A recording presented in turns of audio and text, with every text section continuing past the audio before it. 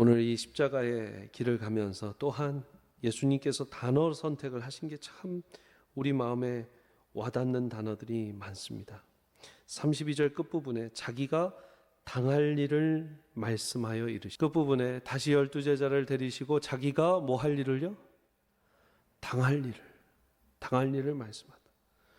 여러분, 당하다라는 표현은 매우 수동적이고 피동적인 동사입니다. 강도질을 당하다, 도난을 당하다, 무시를 당하다, 수모를 당하다, 멸시를 당하다.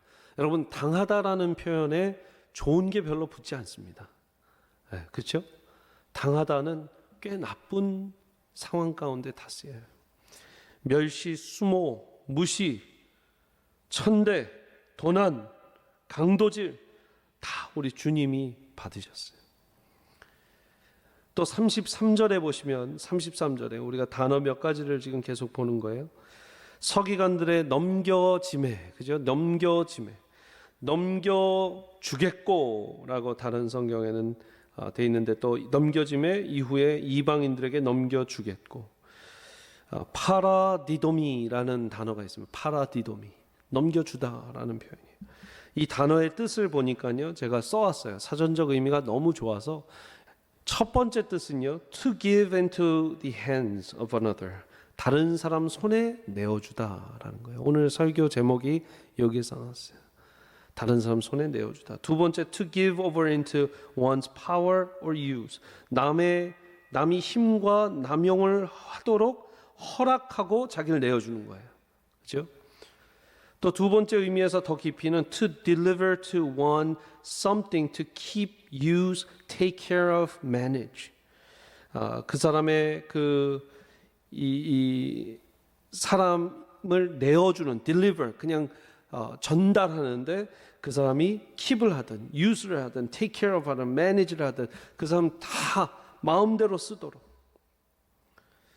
to be, 두 번째의 또 뜻은요, to deliver up.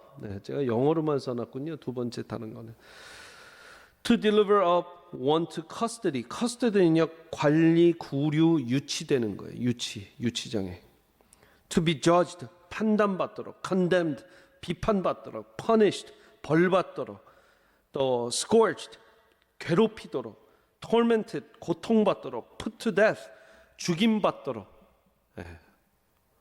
여러분 잘 보십시오.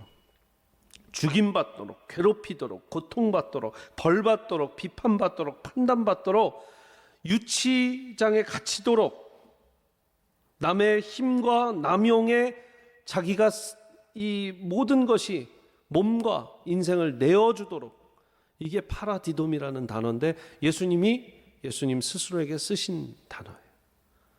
나를 이렇게 내어줄 거다. 사랑하는 여러분, 여기에 저는 십자가의 도가 있다고 생각합니다.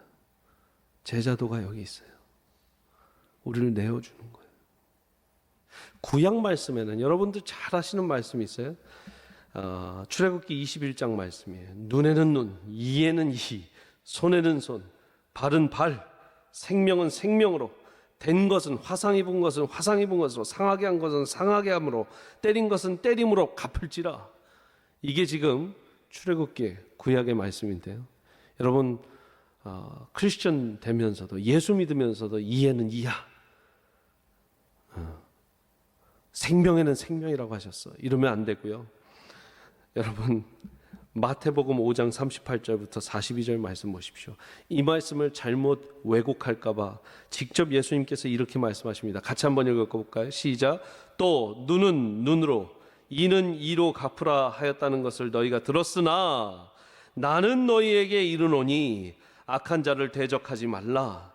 누구든지 너의 오른편 뺨을 치거든 왼편도 돌려대며, 또 너를 고발하여 속옷을 가지고자 하는 자에게는 겉옷까지도 가지게 하며, 또 누구든지 너로 억지로 오리를 가게 하거든 그 사람과 심리를 동행하고, 너에게 구하는 자에게 주며 너에게 꾸고자 하는 자에게 거절하지 말라. 여러분, 예수님은 넘겨주셨고 내어주셨습니다. 우리의 인생 가운데 억울하게 우리를 찌르는 사람들 있다면 어떻게 해야 돼요? 눈에는 눈, 이에는 이, 너 두고 봐라. 해야 돼요, 안 해야 돼요? 안 해야 돼요. 안 해야 돼요. 아멘? 네. 아멘을 한 분도 안 하실 것 같아서 네, 불러봤습니다. 야, 아멘이에요. 근데 제가 고민을 많이 했어요. 여러분, 제가 이렇게 배웠는데 예수님처럼 정말 사는 게 너무 중요하잖아요. 예수님은 끝까지 다 내어주셨잖아요. 그래서 제가 여러분들 리더십 수련회 가고 그러면 목자 목녀님들 가끔 억울하시더라도 그런 상황이 있으시면 여러분 내어주세요. 여러분들 찌르면 찌르게 놔두세요. 욕하면 욕하게 놔두세요. 라고 말씀을 많이 드렸죠. 근데 제가 고민을 많이 했어요. 그런데 그냥 내어드릴 수 없는 상황들이 너무 많은 거예요. 뭐 때문에? 사단마귀 악마가 판을 치고 교회를 공격하려고 하고, 여러분 얼마나 많은 공격이 지금 세상 가운데 있습니까? 사단마귀 악마 계략에도 내어줘야 되는가? 그렇다면 이 자녀들이 마리화나를 하고 마약을 하고 매일 술독에 빠져 있어도 그래, 예수님은 이렇게 찌르면 찔림 받으셨다니까 너 나 찔러라, 그래, 내가 다 봐줄게, 이래야 될까? 남편이 아내가 외도를 하고 바람을 피고 막 이러면 또 속상하게 하고 가정을 파괴하려고 하면 그래, 예수님은 다 찌르면 찔림 받으셨으니까 난 놔둬야 돼, 난 품어줘야 돼. 여러분, 제가 그런 고민 했겠어요, 안 했겠어요? 너무 많이 되는 거예요. 분명히 제가 신학교에서 배운 건 예수님의 모습, 예수님의 길은 이렇게 찔리면 찔림을 받는 거였는데, 그런데 너무 세상이 정말 악함으로 가득 차서 찔리는데 절대는 어떻게 해야 되는가? 물론 예수님의 첫 번째 방법은 그 로마 병정들, 그 율법학자들, 그 유대 지도자들이 찌르면 찔림 받으셨잖아요.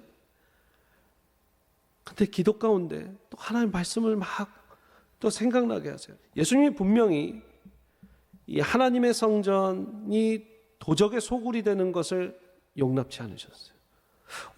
찌르면 찔리셨던 분이, 침 뱉으면 침을 받으셨던 분이 어떻게 하나님의 성전이 이 도적들의 소굴이 되는 것은, 그때는 뒤집어 엎으셨단 말이에요. 채찍을 드셨단 말이에요. 그런 것을 이제 자유주의 학자들이 막 예수님도 화냈다 이래요. 예수님이 하나님 나라와 하나님의 영광이 침해받고 침략당하면 강하게 나오셨어요. 그런데 본인의 몸, 본인의 안위를 위해서는 언제든 내어주셨어요. 이것을 우리의 삶에 적용하면 내가 죽어야 하는 십자가에선 여러분들 내어주셔야 돼요.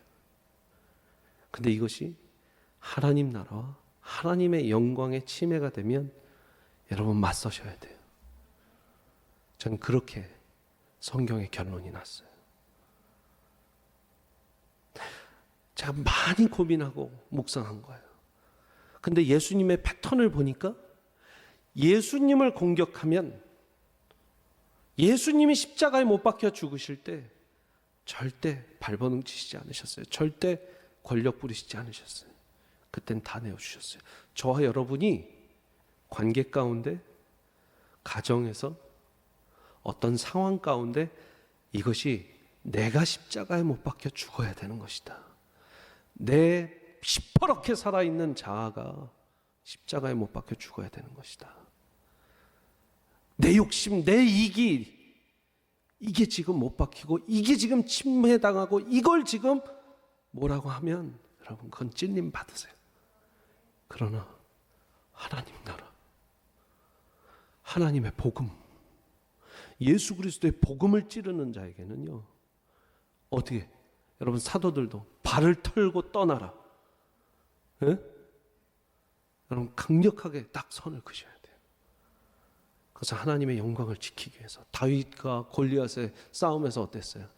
골리앗이 하나님을 욕되게 하니까 다윗이 가만히 안 뒀어요.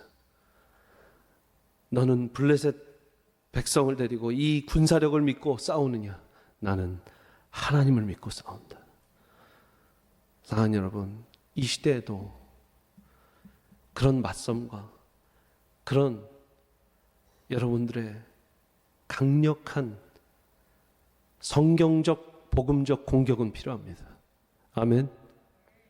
뭘 위해서? 나 위해서? 아니에요. 하나님 나라와 하나님의 복음을 위해서. 여러분 그것을 어떻게 구별하느냐는 정말 고뇌하며 기도하고 답을 얻으셔야 합니다. 제가 하고 있는 일을 그대로 말씀드리는 거예요. 고뇌하고 정말 고뇌하셔야 돼요. 여러분 기도하면서 내가 지금 여기에 목소리를 높여야 되는가 아닌가? 이것이 찔림받을 일인가? 아니면 내가 정말 맞서서 복음을 수호하고 하나님 나라와 하나님의 교회를 지켜야 되는가? 고뇌하며 기도할 때 하나님 주시는 마음 따라가세요. 그래서 이렇게 적어봤습니다. 하나님의 뜻이 지고 내어드리는 것이면 지고 내어드리면 됩니다. 그러나 하나님의 뜻이 맞서는 것이면 맞서야 합니다. 그 하나님의 뜻을 어떻게 하냐? 조금 더 깊이 얘기하면 내 뜻을 위해서는 지는 것이 맞고 하나님 뜻을 위해서는 지는 것이 틀릴 때가 있습니다. 절 따라서 같이 한번 읽어볼까요? 시작. 내 뜻을 위해서는 지는 것이 맞고 하나님 뜻을 위해서는 지는 것이 틀릴 때가 있다. 다 지지 마라 이거예요.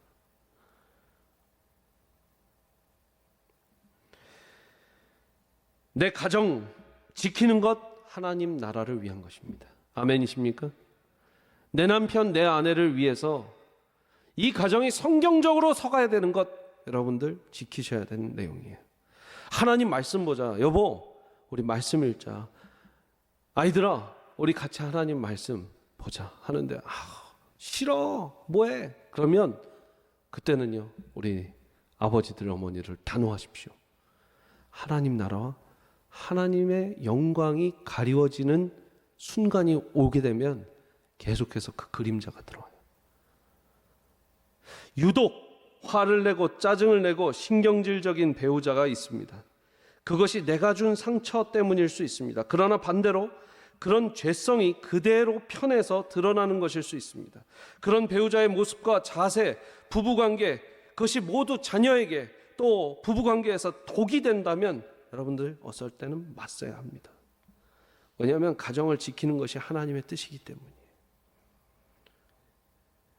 내 남편이 음란문에 빠져 있는데도 술독에 빠져 있는데도 그냥 참고 묵상하며 선한 그리스도인으로 기도하고 아니에요. 맞서셔야 될 때 해야 돼요. 좀 제가 오늘 어려운 얘기하죠? 맞서야 돼요. 그것은 우리에게 맡겨주신 우리의 자녀, 우리의 가정을 우리가 청지기로서 다 지켜야 하기 때문입니다. 사랑하는 여러분, 내 죄성이 내 자녀들에게 끼치는 것, 내 배우자의 죄성이 내 자녀들에게 끼쳐서 그들의 미래에 영향을 받는 것, 맞서셔야 돼요. 그것은 하나님 나라를 지키는 방향이에요.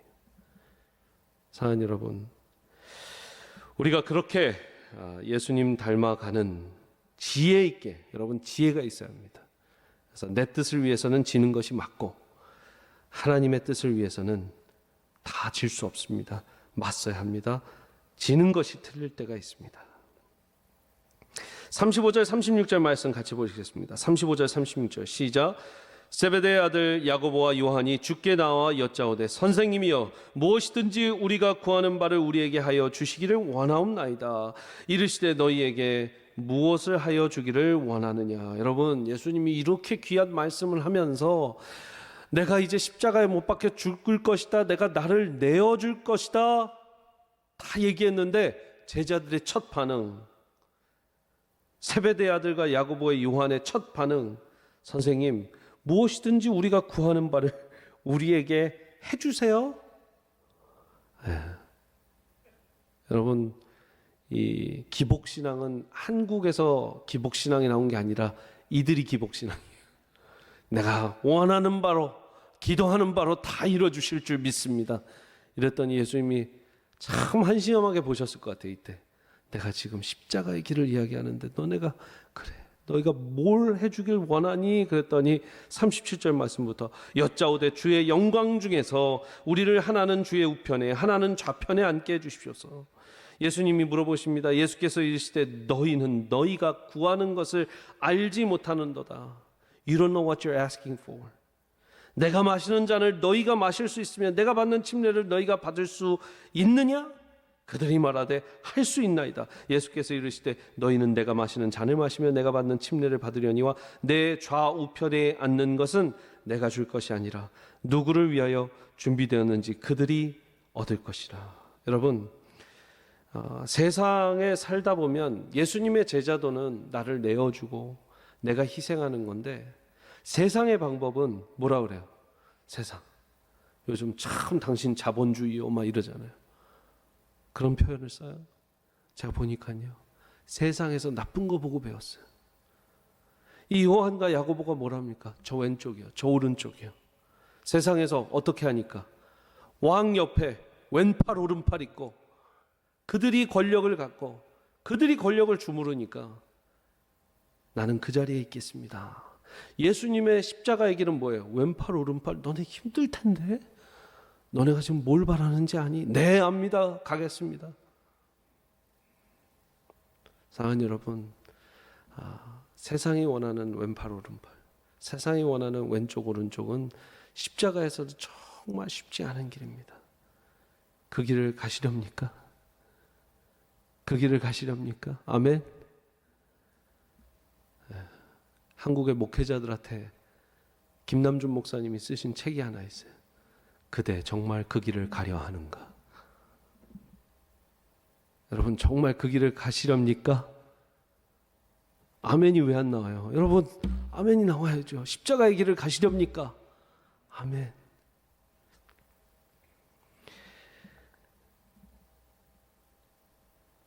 예수님께서 결국 원하셨던 좌측과 우측에 나오는 이들은 힘 있는 자들이 아니라 섬기는 자들이 오길 원하셨습니다. 세상의 힘의 논리와 리더십의 논리를 보고 제자들이 배운 것은 주님, 제가 힘 있는 자가 되게 해주십시오. 근데 예수님의 리더십은 섬기는 자가 내 왼쪽 오른쪽에 와야 할 것이다. 그것을 말씀하신 게 41절부터 45절입니다. 저와 여러분이 기억하시면서 같이 한번 읽어봤으면 좋겠습니다. 41절부터 45절 시작. 열 제자가 듣고 야고보와 요한에 대하여 화를 내거는 예수께서 불러다가 이르시되 이방인의 집권자들이 그들을 의미로 주관하고 그 고관들이 그들에게 권세를 부리는 줄을 너희가 알거니와 너희 중에는 그렇지 않을지니 너희 중에 누구든지 크고자 하는 자는 너희를 섬기는 자가 되고 너희 중에 누구든지 으뜸이 되고자 하는 자는 모든 사람의 종이 되어야 하리라. 45절 시작. 인자가 온 것은 섬김을 받으려 함이 아니라 도리어 섬기려 하고 자기 목숨을 많은 사람의 대속물로 주려 함이니라. 아멘. 여러분, 이건 그리스도인들의 리더십의 키입니다. 키. 아주 키 버스예요. 예수님이 이 땅에 왜 오셨나? 뭐 하러 오셨대요? 목적이 섬기를 받는 게 아니라 섬기러 오셨다. 아멘. 여러분, 그렇기 때문에 우리의 모든 리더십은요, 섬기는 리더십이 되는 게 맞아요. 리더십만 뿐만 아니라 모든 삶은 섬기는 삶이 돼야 되는 게 맞죠. 여러분, 한국에서의 servant leadership, 섬기는 리더십이 굉장히 인기가 있었습니다. 그 출처가 여기인 줄도 모르고, 잘 들어보세요. 저는 여기 DBU에서 servant leadership을 강의하는 사람인데, servant leadership을요, 놀랍게 servant 뭐예요? servant 섬기는 사람, 또 하인, 또 한국말로 머슴 리더십 이렇게도 부르더라고요. 그렇게 섬기는 거예요. 근데요, servant leadership의 정말 베이스는 예수님의 이 고백이에요. 나는 섬김을 받으러 온 게 아니라 섬기러 왔다. 여러분, 예수님께 목적이 있어야 섬기는 리더십이 가능합니다. 한국에 가니까 섬기는 리더십, 서번트 리더십 이런 것들이 더 많아지고 있는데 90년대 때도 2000년대 때도 여러분 어느 정도냐면 이런 것도 나왔더라고요. 유재석에게 배우는 서번트 리더십 7가지. 첫 번째, 다른 사람의 이야기를 잘 들어준다. 두 번째, 사람들과 공감대를 형성하여 진정한 공동체를 만든다. 이 무한도전 그 공동체 막 만들었다는 거예요. 그러면서 이렇게 무한도전 식구들이 막 이렇게 해피한 모습들이 사진에 나와요. 정신적, 심리적 상처를 받은 사람들을 위로한다. 진정으로 봉사하며 구성원의 성장을 위해 헌신한다. 의사결정 시 일방적인 방식이 아니라 구성원들을 설득하고 합의를 이끌어낸다. 문제를 바라보고 개념화해서 설명할 수 있는 능력을 가지고 있다. 일어날 일을 미리 예측하는 능력을 가지고 있다. 여러분, 유재석의 서번트 리더십 하니까 왜 이렇게 눈이 초롱초롱하세요? 여러분, 이 모든 게 죄송한 말이에요. 좋은 말 같지만 맥락이 틀렸어요. 왜요? 유재석 씨가 이 서번트 리더십을 갖고 있든 안 갖고 있든 모든 서번트 리더십의 표본은 성경의 예수님이어야 돼요. 왜요? 본인이 섬김을 받으러 온 게 아니라 섬기러 왔다라고 말하고 모든 세상에 예수님은 똑같이 얘기하잖아요. 고관들 또 세상의 권세를 부릴 줄 아는 자들은 왼팔 오른팔에서 그 누가 크고자 하는지 겨루겠지만 너희 중에 누구든지 으뜸이 되고자 하면 모든 사람의 종이 되어야 하리라. 이거는 세상의 논리가 아니에요. 하나님 나라의 논리예요. 여러분, 교회를 이 땅의 작은 하나님의 나라, 또 미리 경험하는 천국이라고 이야기합니다. 아멘. 여러분, 여기에서 하나님 나라의 원리가 적용돼야 돼요. 으뜸이 되고자 하는 자는 어떻게 된대요? 가장 종이 되는 거예요. 그러나 낮아지려고 하면 하나님이 으뜸이 되게 하시는 거예요. 그게 통하는 것이 교회예요. 그것이 안 통하고 세상 논리가 통하면 죄송합니다. 그때부터 교회는 변질되는 거예요. 제 말이 맞습니까? 나 한국에서 미국에서 대우 좀 받아야 될 것 같고 사회에 살다 보니까 장로직은 하나 받아야 될 것 같아요. 여러분, 그거는요, 누군가 주실 수도 있겠지만 그건 하나님이 크게 치실 냅니다. 크게 치실 일이에요. 사랑하는 여러분, 으뜸이 되고자 하면 하나님이 말재가 된다고 하셨습니다. 제가 이 얘기만 하고 오늘 말씀을 맺도록 하겠습니다. 우리는 자주 종종 servant leadership을 이야기할 때 예수님께서 예수님의 제자들을 발씻긴 것을 말씀합니다. 그렇죠? 여러분, 제가 질문 하나 드릴게요. 예수님이 발을 왜 닦으셨을까요? 제자들 발을. 물론 그 모습을 보여주시기 위해서, 성경에 그렇게 기록되게 하기 위해서 다 좋습니다. 근데 문맥상 집에 가서 그 본문들을 읽어보세요. 예수님이 왜 그 발을 씻기셨을까요? 수건을 허리에 동이고 무릎을 꿇고 제자들의 발을 씻겼다. 왜 그랬을까요? 너무나 당연한 일인데 우리가 모르고 있는 게 있어요. 예수님이 멋진 모습 보여주려고 제자들을 발 씻긴 게 아니에요. 내가 이렇게 한번 하면 이 사람들이 또 2000년 동안 2021년에 세미한 교회 목녀 세울 때 세족식 하겠지, 그러면서 하신 게 아니에요. 간단합니다. 그 식탁 교제에서 아무도 먼저 발을 닦아주지 않아서 예수님이 시작하신 거예요. 그 당시 식탁은 이렇게 앉아서 의자에 앉는 식탁이 아닙니다. 여러분들 아시다시피 비스듬히 누워서 발을 보이고 발이 옆에 우리 몸통 옆으로 올 만큼 그렇게 가깝게 비스듬히 누워서 기대서 거의 누운 자세로 식사를, 어떤 이 초대교회 모습을 보면 엎드려서 가운데 식탁을 놓고 다 눕는 자세에서 엎드려서 가운데 식탁을 나눠요. 혹은 왼쪽으로 비스듬히. 그래서 먼저 그 집의 하인이나 노예가 발을 닦아줘야 되는 것이죠.